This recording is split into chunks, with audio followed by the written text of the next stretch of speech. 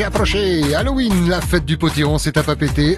Vendredi 27, samedi 28 octobre. 8h, 11h, c'est que du bonheur. Viens chercher bonheur. Allez, avant de vous présenter mes invités, on se plonge dans le monde d'Halloween.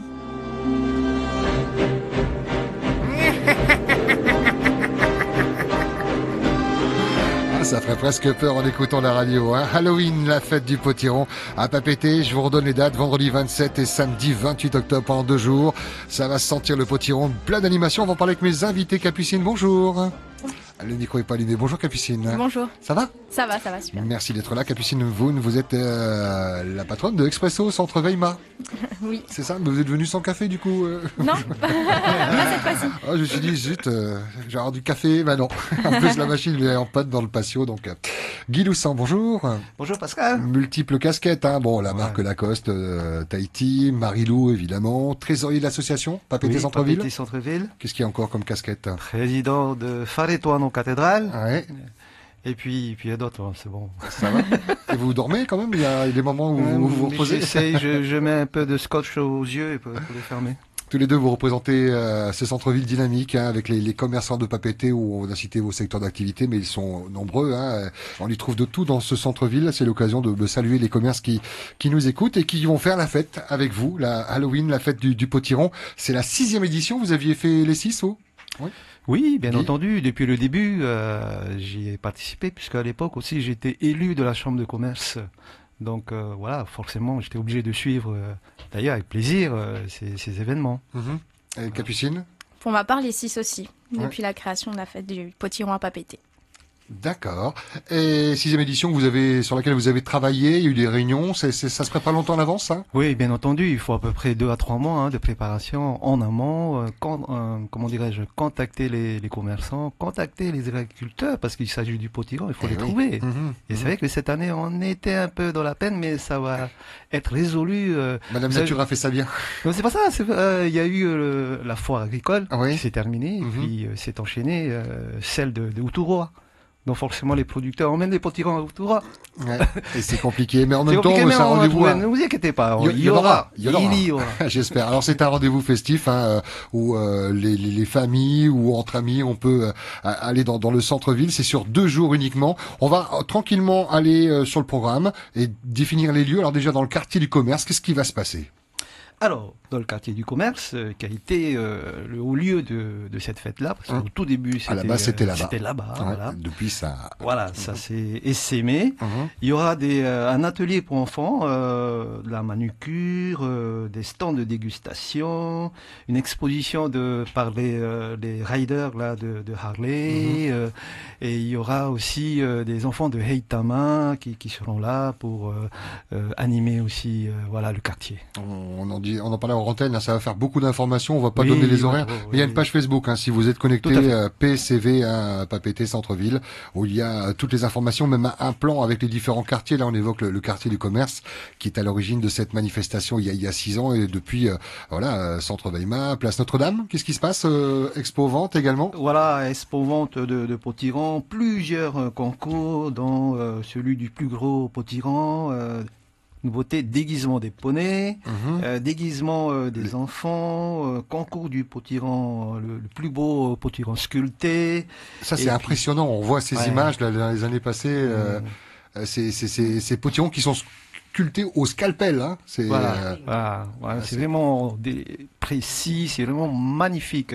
Et ça vaut le coup de se déplacer et de voir les petits artistes en train de sculpter ces potirons. Et bouée gonflable aussi. Une bouée gonflable et plein d'ateliers, ça va être sympathique. Avec le centre Weimar, et là ça vous concerne un petit peu plus, avec la boutique Expresso, vous sortez les vêtements et les chaussures devant le magasin ce jour-là, non? Alors dans la rue piétonne du centre Weimar, on aura un marché nature. Donc ça sera un marché à ciel ouvert où les visiteurs pourront acheter des produits issus d'une agriculture la plus naturelle possible. Donc on va avoir des agriculteurs, des apiculteurs, on aura aussi un traiteur vegan, des produits cosmétiques et compléments alimentaires bio. On va à la aussi, mode le vegan, on en parle beaucoup. Hein. Ouais. C'est vraiment un sujet d'actualité. On aura un système d'aquaponie qui sera présenté avec des agriculteurs qui travaillent avec ce genre de type d'agriculture. Avec des conseils, j'imagine, pour le refaire à la maison. Oui, c'est ça. Ouais. Et ensuite une association qui fera la promotion de l'agriculture biologique en Polynésie française. C'est une nouveauté ou je me trompe, ça, le marché nature? C'était présent les autres années? Non, c'est la première édition. C'est tout à fait nouveau, alors. C'est bien, c'est chouette, belle initiative. Marché nature, donc, la nature en ville. Oui. C'est ça. Et à l'étage aussi du centre Weima, il y aura des animations. Sur l'esplanade, hein? Sur l'esplanade, un stand de photos, des maquillages pour les enfants, des maquillages gratuits, je précise. Hein. Des maquillages qui vont être faits par des élèves du lycée professionnel de Saint-Joseph. Des maquillages qui font peur. Qui font peur, exactement. Des démonstrations de magie et aussi du body painting. Et j'imagine que lors de ces réunions, vous, commerçants, on vous a sollicité pour apporter des cadeaux. Il va y avoir une animation, ça va être festif, des jeux organisés. Il y a ce fameux concours pour deviner le poids d'un potiron. C'est cela, voilà, deviner le poids du en regardant, en le portant. On peut le porter, on peut le peser quand même. Ouais. Donc on va aider quand même parce que il peut être volumineux et léger. C'est ça, ça veut rien dire. Ouais. Ça veut rien dire. Est-ce que vous vous rappelez de celui de l'année dernière, combien il pesait, non, Capucine? Oh, j'ai oublié, mais c'est de l'ordre, si je me souviens, d'une vingtaine de kilos par l'an. Mais il était gros, hein. Le potiron avec des idées de recettes, j'imagine, de transformation. Tout va tourner autour de ce potiron qui est à l'honneur pour la fête Halloween. Nous avons sensibilisé les restaurateurs, les snacks, sur le fait de proposer des plats à base de potiron. Ils introduisent, même pour ceux qui n'ont pas l'habitude, ils vont faire un petit effort et proposer tout à fait. Le potiron transformé. On essaie d'allier le monde agricole et le commerce ce jour-là et les agriculteurs sont contents et participent très souvent. Vous avez parlé tout à l'heure du concours de déguisement pour enfants. On parlait de déguisement aussi des poneys. Ce sont de véritables poneys. Oui, c'est une nouveauté. Ouais, ce sont les poneys de Tataravao, du ranch, là, qui sont reçus cette année, non? Non, ce sont des poneys, je crois, du club équestre et tout. Ils sont basés à la mairie de Papeete. Il y aura des balades. Mais après, à la place de la cathédrale, ils pourront les déguiser, etc. Voilà. C'est sympa. Les poneys, les enfants sont déguisés et les vitrines le sont depuis quelques jours. Maintenant, vous avez tous fait un petit effort de décorer avec des toiles d'araignée, du orange, Capucine, l'expresso. Oui, c'est ça. Passer à l'orange. C'est ça. On incite les commerçants donc à mettre en valeur leurs vitrines autour du thème d'Halloween. Il y a un concours de vitrines qui est organisé aussi, notamment. Dont les membres du jury sont de la CCISM, la CCISM, mais aussi les Facebookers, quoi, les gens qui vont apprécier, je like pas. Ça. Vous avez vu des choses surprenantes pour parler de vos collègues un peu des autres boutiques? Oui, il y a des choses sympathiques, un peu à gauche, à droite et tout. Faut pas citer les noms, hélas, des magasins, mais bon. On a cité les votes, si vous voulez.